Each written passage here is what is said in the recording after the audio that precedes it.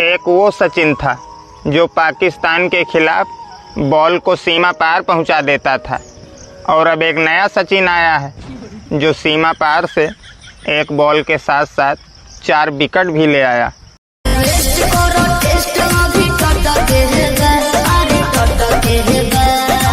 देखी जरा तोहरा आम के सवाद गोरी खट के बाकी होत के तोहरा आम के सवाद बड़ी खट के बाकी होत के तनी खाना दो।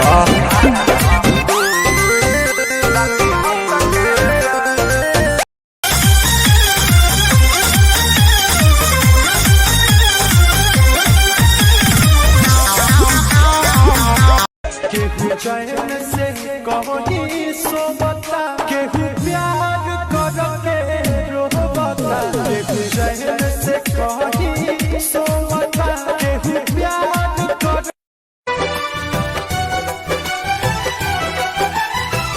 बिखर जाए सपना टूट जाए अरमान हो मोहब्बत के नाम भी होई बात तुहरा नियमी कान्हा नइखे केहू दीवाना तुहरा नियमी कान्हा।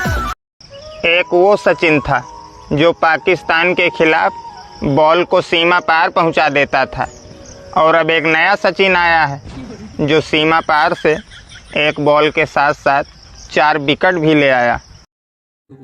का तबे से टुकुर टुकुर ताकतारी रे दिलवा बांध के तुले गइलू हो ए सोना ओढ़नी के कोना में ओही कोना से गर्दनवा बांध के लटकाहू आएला हमरा।